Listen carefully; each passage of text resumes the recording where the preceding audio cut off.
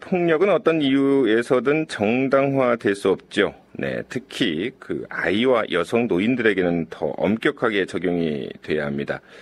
그럼에도 불구하고 지금 우리나라에서 한 해에 발생하는 노인 학대가 지금 수천 건에 달한다고 합니다. 왜 이렇게 노인 학대 문제가 많이 발생하는지, 대책은 없는지 한번 살펴보겠습니다. 국회 입법조사처 원시연 입법조사관 연결합니다. 안녕하십니까? 네, 안녕하세요. 네. 우리나라에서 한 해에 발생하는 노인 학대가 지금 수천 건에 달하는 것으로 알려지고 있는데 어느 정도 수준입니까? 네, 2013년도 한 해 동안 노인보호 전문기관에 신고 접수된 학대 사례는요, 3,520건으로 보고가 되고 있는데요. 근데 사실 그 은폐된 사례들까지 고려한다면은 실제로 발생하는 학대 사례는 이보다 훨씬 더 많을 것으로 추정되고 있습니다. 네. 지금 노인 학대라고 하면은 구체적으로 어떤 걸 말하는지 좀 궁금하거든요. 네, 사실 우리가 이제 노인 학대 하면은 그 신체적인 폭력 정도만 생각하기 쉬운데요. 네. 노인복지법에 따르면 그 노인에 대해서 신체적인 폭력뿐만이 아니라 정신적이고 또 정서적인 폭력이나 성적 폭력, 그리고 경제적 착취, 또 가혹행위, 유기, 방임, 또 자기방임 이런 것들을 모두 통틀어서 노인학대로 정의하고 있습니다. 네. 그러니까 정신적 또는 정서적 폭력. 네네. 제 말씀이 좀 울리는데요. 네. 라디오를 좀 틀어놓으셨나요? 아닌데요. 네. 지금 자꾸 이렇게 제 말씀이 좀 울리면서 들려가지고 전화 상태가 좀 약간 고르지 못합니다. 신체 폭력 이외에 이제 정신적, 정서적 폭력까지도 노인 학대에 포함된다 그런 말씀인데요. 네네. 학대 자체가 지금 문제겠습니다만은 노인 학대와 관련해서 가장 심각한 문제는 좀 어떤 거죠? 노인 학대와 관련해서 제가 바라보는 가장 심각한 문제는 학대가 굉장히 자주 발생되고 또 오랜 기간에 걸쳐 지속되고 있다는 겁니다. 네. 피해 노인의 한 37% 이상이 일주일에 한 번 이상 학대를 당했다고 얘기했고요. 그다음에 25%는 매일 학대를 당했다고 얘기를 했어요. 네. 수년에 걸쳐서 1년 이상 학대가 계속 지속된 경우가 66%나 되고 있습니다. 네, 그렇군요. 그렇다면은 그 노인들은 주로 누구로부터 이렇게 학대를 받고 있습니까? 네, 가장 놀라운 것은 그 학대의 그 주된 행위자가 가족들입니다. 그래서 예. 아들이나 배우자, 딸 이런 순서로 학대가 지금 가해진 것으로 보고가 됐고요. 네. 그다음에 학대 발생 장소도 그 가정 내에서 발생된 비율이 전체 학대의 83%나 됩니다. 네. 그리고 자기 스스로 자기를 학대하는 경우도 있어요. 네. 이제 가정 내에서 가족들 사이에 발생하는 학대가 뭐 절대 다수다 이렇게 보시면 될 것 같아요. 네, 절대 다수가 가족이다 그런 말씀이네요. 네, 맞습니다. 뭐 더욱더 이제 문제가 좀 되겠는데요. 가족이게 되면. 네네. 노인 학대에 대한 정확한 실태 파악 그리고 처벌이 좀 어렵다는 그런 지적이 있는데요. 네네. 맞습니까? 네네. 어떤 이유에서 그렇죠?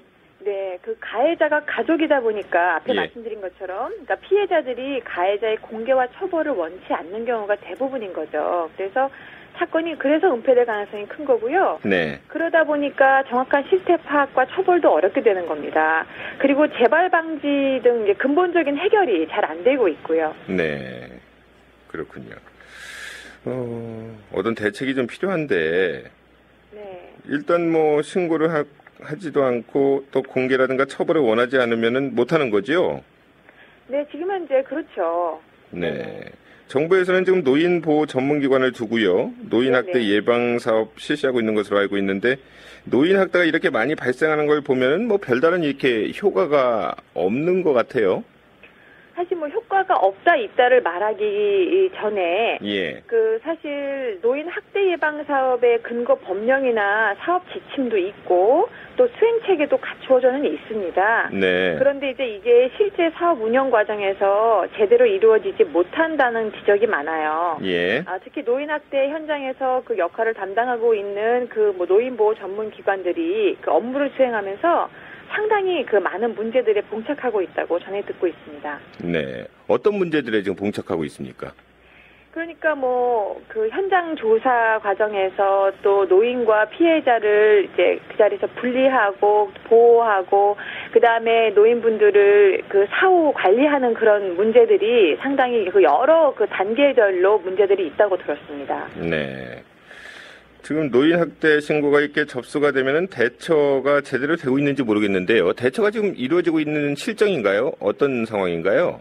사실 그 초동 대처가 제대로 이루어지지 못하는 그런 경우들이 많습니다. 그러니까 노인복지법에는 그 노인 학대 신고를 접수한 이후에 그 네. 지역 그 노인 보호 전문기관의 직원이나 혹은 뭐 경찰관한테 지체 없이 이제 신고를 이제 했을 경우에 네. 지체 없이 그 학대 현장에 출동을 하도록 규정이 되어 있는데요.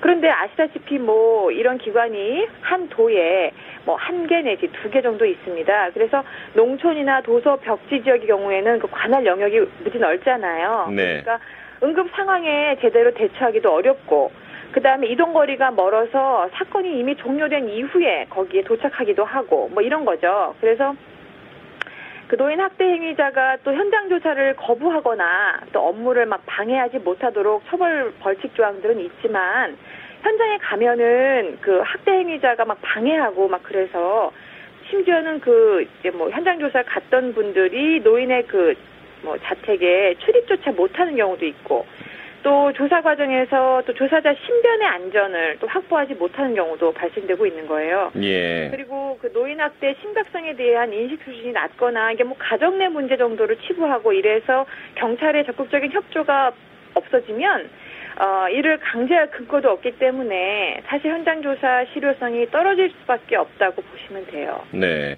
말씀 들어보니까 뭐 거의 실효성이 없는데요. 그 정도면.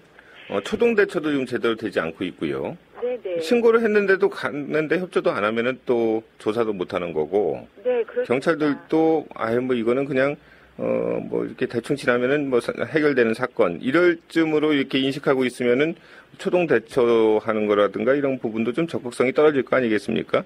그럴 수 있죠. 네. 일단 노인 학대 행위자에 대한 처벌은 지금 어떻게 이루어지도록 규정돼 있나요? 네, 그 노인복지법의 벌칙 조항에 따르면요, 그 폭행으로 인한 상해에는 뭐 7년 이하의 징역 또는 2천만 원 이하의 벌금형, 또 단순 폭행이나 성적 학대나 방임 이런 경우는 이제 5년 이하의 징역 또는 1,500만 원 이하의 벌금형, 뭐 이제 이런 식으로 구분을 해가지고 벌금형이나 징역형에 처해질 수 있도록 그렇게 되어 있습니다. 네, 그렇군요. 지금 학대 행위자를 처벌할 수는 있지만은 또 어떤 긴급 격리 조치나 접근 금지 조치, 또 재범 예방을 위한 교육과 치료 등에 대한 규정은 좀 마련돼 있지 않다. 뭐 이렇게 좀 알고 있는데요. 이 부분도 맞는 거죠? 네, 네, 맞습니다. 이런 규정들이 지금 마련이 돼야 좀 근본적인 문제가 해결되지 않을까요? 네, 그렇죠. 사실 그 앞서 말씀드린 바와 같이 그 학대 행위자에 대한 처벌 조항들은 있어요. 네. 학대 피해자가 그 학대 행위자의 처벌을 원하지 않는 경우가 대다수라고 말씀드렸잖아요. 예, 예. 그러니까 자기 뭐 아들이고 딸이고 뭐 이러니까. 그래서 사실상 그 처벌 우선주의적 접근은 지금 여기는 좀 많이 힘들어요. 그래서 그런 접근보다는 학대의 재발을 방지하면서 처벌을 대신할 수 있는 대안적 제도들이 필요하다고 생각됩니다. 네. 그럼 구체적으로 어떤 대안들이 좀 필요할지 한번 생각을 좀 해보셨나요? 네, 제가 이번에 이제 이 조사를 하면서 사실 네. 그 아동학대 특례법이 있어요. 그러니까 예. 이게 줄여서 이제 그렇게 말씀을 드렸는데요. 네. 그 법률의 그 일부 조항들이 참 그 참고할 만하다 생각이 되고, 그런 것들을 좀 그 말씀을 좀 드려볼까요? 네네, 말씀하시죠. 네네.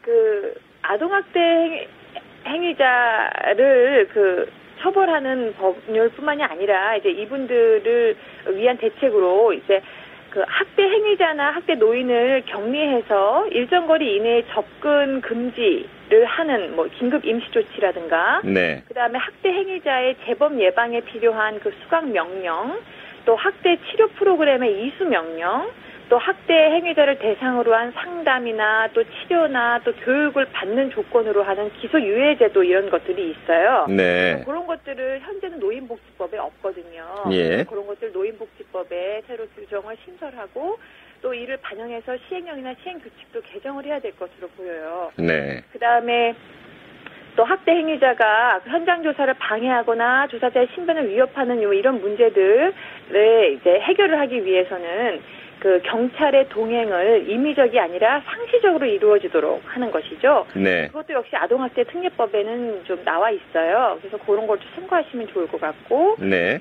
그 다음에 또 장기간의 학대 피해로 인해서 심신의 치료가 필요한 노인들도 계시고 또 이런 분들을 장기적으로 지원할 수 있으려면 예산이 우선 마련이 돼야 됩니다. 네. 그 다음에 학대 행위자를 대상으로 한 상담이나 치료 프로그램, 교육 과정 이런 것들을 또 미리 준비를 해야겠지요. 그래야 이런 것들을 또 법에도 규정하고 실행을 할 수 있으니까요. 네. 그리고 또 처벌을 강화하는 것만이 능사는 아니지만은 그 학대 행위자에 대한 그 처벌 규정도 뭐 그 아동 학대에 준해서 좀 강화를 해놓고 그렇게 함으로써 재발을 방지할 필요도 있다고 생각이 됩니다. 네. 그러니까 일단 그 아동학대 특례법을 좀 준용을 해서 그 부분에서 이제 그 어떤 대책을 좀 이렇게 마련할 부분은 좀 이렇게 마련해야 된다 이제 그런 말씀인데. 네네 그렇습니다. 학대 노인들에 대한 지금 사후 관리 문제 있지 않습니까? 네네. 이 부분은 지금 어떻게 이루어지고 있는지요? 사실은 그 규정과 지침에 의하면은 그 학대 노인과 학대 행위자를 분리해서 의료기관에 인도하기도 하고 또 노인 일시 쉼터에 뭐 보호하기도 하고 이제 이렇게 한다라고 되어 있어요. 네. 그런데 이제 노인분들이 장기적으로 이렇게 학대를 받고 뭐 그러신 경우에는 사실 치료가 필요한 경우가 많고 또 요양이 필요한 경우가 많고 그러지 않습니까? 그 다음에 또 이런 그 학대받는 노인들의 경우에는 빈곤 노인분들이 또 많이 계세요. 그런데 이렇게 그런 분들은 또 생계 지원이 필요하고 그런데 이런 것은 이제 별도의 아까도 말씀드렸지만 이제 예산이 필요한 건데 이 예산이 좀 많이 부족한 그런 상황이에요. 네. 그다음에 그 방임이나 자기 방임의 대상이 된 독거노인들이 계시잖아요. 자기 방임이 뭔지는 아시지요? 네네. 네네. 이제 그런 분들한테 이제 부양 의무자를 막 발견을 해서 연락을 취하고 하려고 해도 그 개인정보 파악이 필요한데 그게 잘 이루어지고 있지 않아요. 네, 그렇습니다. 네네. 요즘에는 그 자녀분들 연락이 또 잘 안 되는 분들도 많이 계셔가지고요. 네네, 그렇습니다. 네. 그러니까 근본적인 어떤 대책이 좀 마련이 되긴 돼야 되는데, 네네. 뭐 쉽지가 좀 않은 상황이네요. 말씀을 들어보니까, 여건들이. 네, 좀 사실은 그 현장에서 느끼는 어려움은 상당히 크고요. 예. 이게 가족 간의 문제이기 때문에 사실은 요거를 처벌을 하고 그 사후 관리를 하고 하는 것들이 어려운 점이 많은 거죠. 재발도 하고 뭐 이렇게 되고. 네. 네. 현실적으로는 가장 시급한 대안은 좀 뭐라고 보십니까? 우선은 그 노인 학대에 대한 인식을 좀 개선해야 될 필요가 있어요. 네. 아까 여러 차례 말씀드렸지만 이게 뭐 가족의 문제다라고 하는 것이 아니라 이것도 범죄다라는 것을 인식할 필요가 있고요. 예. 그 다음에 또 사실 남의 일로 생각하는 경우가 또 있어요. 예. 그런데 그것이 모든 사람들은 다 나이가 들고 노인이 되잖아요. 네네. 그러니까 이것이 미래의 나의 일이 될 수도 있다라는 생각을 한다면은 네. 아무래도 좀 더 관심을 갖게 되지 않겠습니까? 네. 그리고 사실 지금 신고 의무자 조항도 있어요. 뭐 의료인이라든가 뭐 사회복지관에서 근무하시는 뭐 분이라든가 뭐 이런 여러 가지 신고 의무자 조항을 뒀는데요. 네네. 그런 신고 의무자뿐이 아니라 모든 이제 국민들이 사실 신고는 할 수 있어요. 그런 학대를 발견하거나 했을 때 그래서 적극적으로 이렇게 좀 신고도 해주시고 이 문제가 재발하지 않도록 이제 좀 관심을 기울여 주시는 것 그게 되게 중요할 것 같습니다. 네. 노인 학대 관련해서 신고는 대체적으로 어느 분들이 신고하십니까? 지금 그 신고 의무자 분들을 법에 규정은 하고 있지만 그런 예. 분들의 신고는 한 16% 정도라고 들었고요. 네. 그 다음에 그냥 뭐 이웃 주민이라든가 뭐 이제 뭐 그 외에 또 그 노인분들을 돌봐주시러 이제 뭐 방문하시는 분들 계시잖아요. 뭐 네. 노인 돌봄 서비스라든가 이런 다양한 그 서비스들이 좀 복지 서비스들이 있는데 예. 그런 서비스 관계자분들이 이게 발견하셔가지고 뭐 신고하시거나 뭐 그런 경우가 더 많다고 합니다. 네. 학대받는 노인분들이 본인이 이렇게 전하는 경우도 물론 있겠죠. 상당히 급한 경우가 본인이 뭐 내가 지금 이렇게 당하고 있다 뭐 네. 이제 이렇게 전화를 하시는 분들도 가끔씩 계시겠지만 네. 본인에 의한 신고는 그렇게 많지 않은 것 같아요. 우리가 그렇군요. 네네네. 네. 오늘 여기까지 말씀을 좀 드려야 되겠습니다. 네네. 네, 말씀 잘 들었습니다. 네. 어떤 대책이 좀 빨리 마련이 좀 돼야 되는데요. 여건상 보니까 쉽지는 않은 그런 상황인데, 조금 전에 말씀을 좀 하신 것처럼 어떤 인식 개선이 가장 필요하지 않을까 그런 생각이 듭니다. 네, 지금까지 국회 입법조사처의 원시연 입법조사관 연결해서 인터뷰를 좀 해봤습니다.